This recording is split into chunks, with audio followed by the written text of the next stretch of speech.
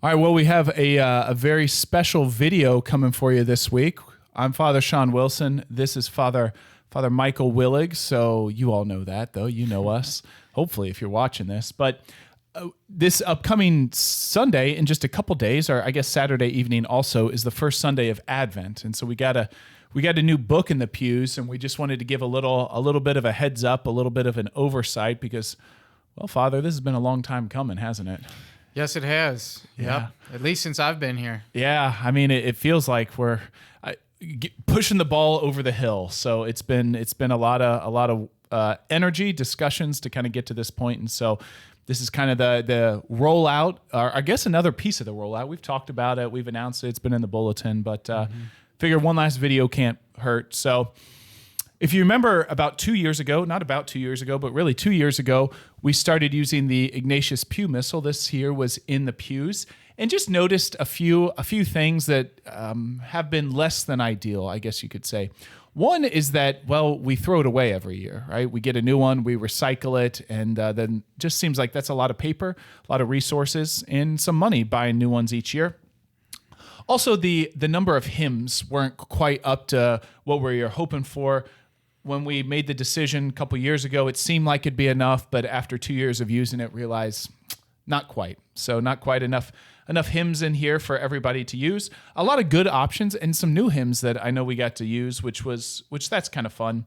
And then the hymns are they're not all in their musical notation. So you kind of notice ones like this where it just assumes that you know the melody of the hymns and you can sing along. But and some of them are very common hymns. You think it's something like "Holy God, we praise Thy name," but not all of them are in there. And then lastly, the responsorial psalms are in what we might call Gregorian notation. You know, it's got the square notes. They don't have stems on them. There's only 4 staffs or 4 lines on the staff instead of 5. And so it's a little bit of what in the world is that? And, you know, we did in maybe less than perfect, we'll just put it that way, job of communicating that as to how to read that. So anyway, so after hearing some feedback from some people, we decided to revisit it.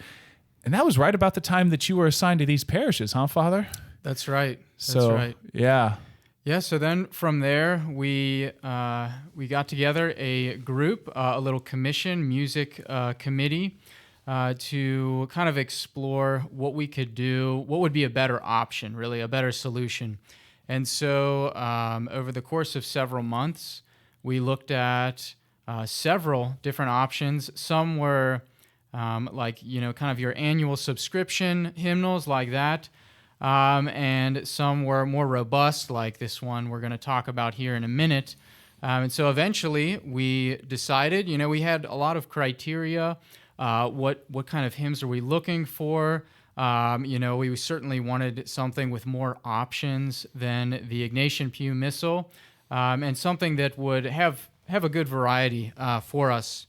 And so we eventually made the decision to go with this hymnal that we have now that we're going to talk about today. And the members from that committee were from all 4 of our churches represented there. Some cantors, some of our musicians. I was on the committee. Christopher, our intern, sat in as well. So, and then we came to the decision to move to this hymnal. Yeah. I'm going to brag on you a little bit though, Father, because you did a great job with that group. And one of the things was we put together like a kind of a criteria of all the different things. And you mentioned it, like the number of hymns, evaluating the cost per book, evaluating, with the lectionaries in there, the quality of the mass settings that are in the book. And then we even made a list of desired hymns, and then you and a couple other people went through and counted how many of those hymns were in each of these different hymnals that we were evaluating to say, okay, we have, let's hypothetically say 100 desired hymns. 97 of them were in this hymnal, only 67 in this one. So there was like a percentage.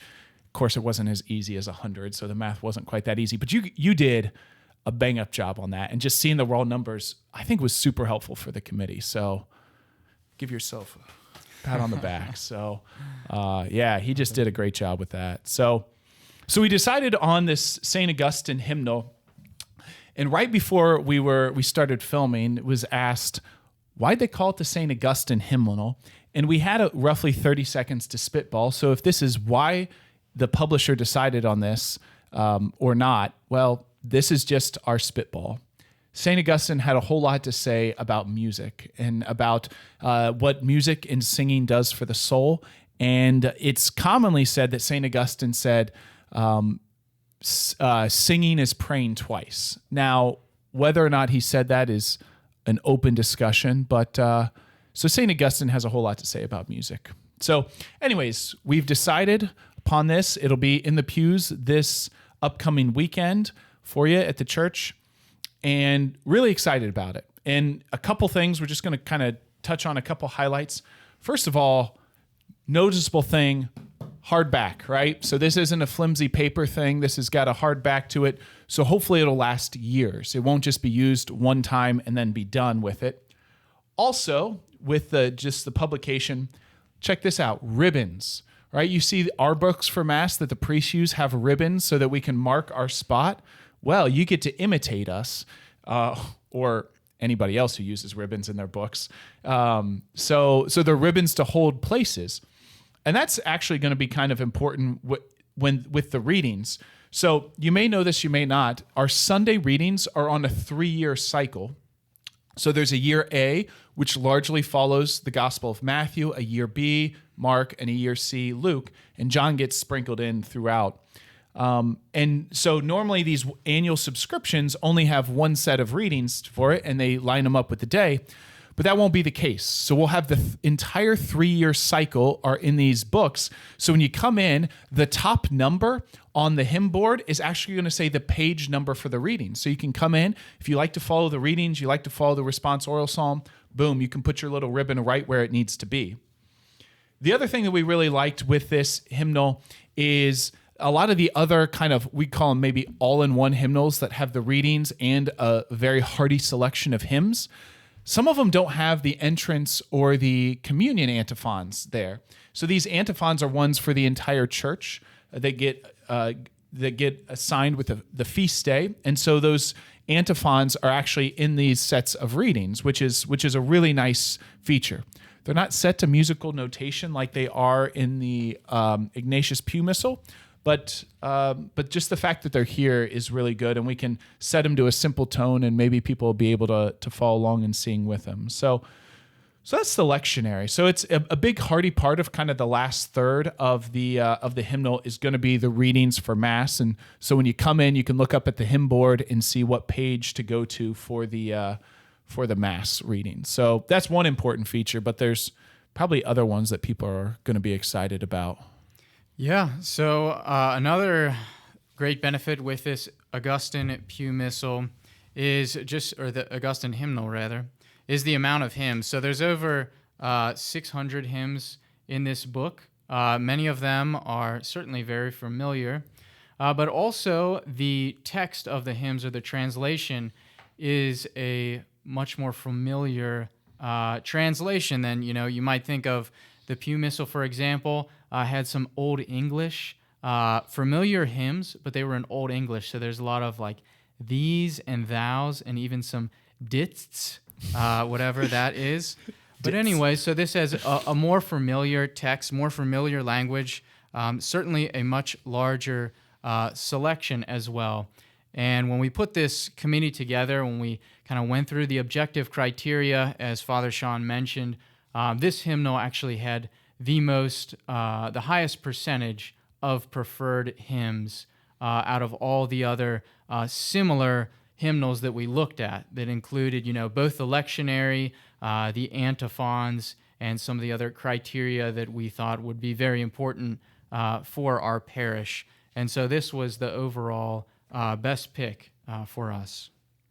And the hymns, people might not know this, they become tricky business in some ways because they are business. So particular publishers own rights to hymns, and sometimes they don't let other publishers use the rights to their hymns, or maybe they have to pay a certain amount of money. So it kind of complicates matters a little bit for hymns, which my guess might be why something like almost like a hymn startup, like the Ignatius Pew Missal used the old English translations because those were in the public domain. Once things are been published so many years, they're in the public domain and you don't get royalties anymore. They're free to use. So the amount of hymns and the quality of the hymns, I think, will be something people really appreciate. Absolutely. Yeah, that's true. We even looked at printing our own hymnal, but with all the legal fees, it just, it would have been too much, more than it was worth. So Yeah, that would have given you something to do for quite a while, though. Give you. So the one drawback of this Saint Augustine hymnal is that because it has so many hymns and it has 3 years of readings, there actually wasn't any room in it for devotional prayers. So I know a lot of people, when they come in, they look at the Ignatius Pew Missal, they like the prayers before Mass or the prayers after communion or the act of faith, hope, and love. And that was a real kind of bummer. Those weren't in there because a lot of people really appreciate it. But after reflecting and praying about it for a little bit, it seemed like more of an opportunity than it would be a hindrance. And what we decided to do was to print our own parish prayer book. We're calling it the Seek His Face Devotional, the Holy Face of Jesus Parish Prayer Book. So there are other parishes that have their own prayer book in the pews, and we thought, what a great opportunity to do this for ourselves. And so you can peruse this, it'll basically take time to look through and go through all the different things.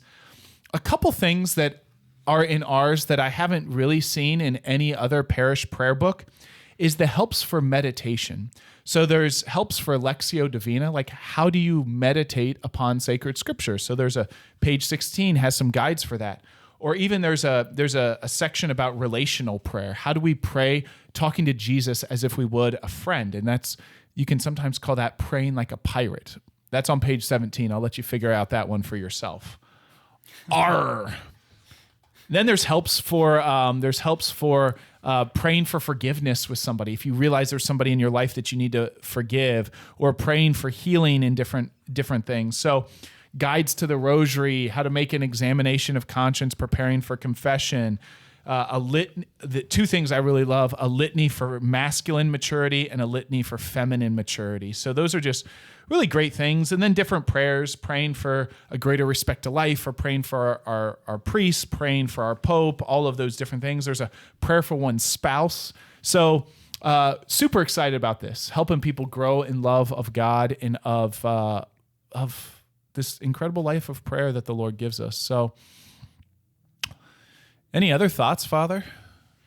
I'm just excited to, be able to use it, for people to be able to use it. It's a great resource. If you're trying to help somebody, learning the rosary, for example, they got that in there. They have the, acts of faith, hope, and charity. Just a great resource. You could use it as much as you like. Mm-hmm. Yeah. And so these will be in the pews this Sunday also. One thing, just ask to please keep them in the pews, right? If it's a really good resource, you might think, I'd kind of like to have that on my nightstand. Hold your horses. We're going to see how this goes. We can always order more if people want them for their home, for their personal resources. And so we'll just first start with the prayer, with the pews. We'll probably have enough to put in the adoration chapels. And then from there, see if there's a demand, and maybe we need to make an order for 100 or 200 or who knows, an Easter book giveaway or something like that. So we'll just get some for the pews for now. They got a nice cardstock kind of exterior, so hopefully they'll last a few years, and we'll see what the good Lord does with this. So what's your favorite hymn, Father? Not to put you on the spot, but if you had to pick a favorite hymn. Favorite hymn? Getting close. Well, now that it's Advent, I think "Lo, How a Rose" just comes to. I don't know if that would be my number one all time, but right now, that's the one that's on my mind. We used to sing that a lot at the seminary. We did. Do you think we could just go into the different parts right now and you could? No. Fair enough. Yeah. All right. Well, thanks, Father. Thanks for all your hard work in getting us to this point of putting the St. Augustine hymnal in the pews. So, probably one of those things that'll take a little bit of time to get used to, but feel free to peruse through the hymnal, go from there. Great. Sounds good. Happy Advent. God bless.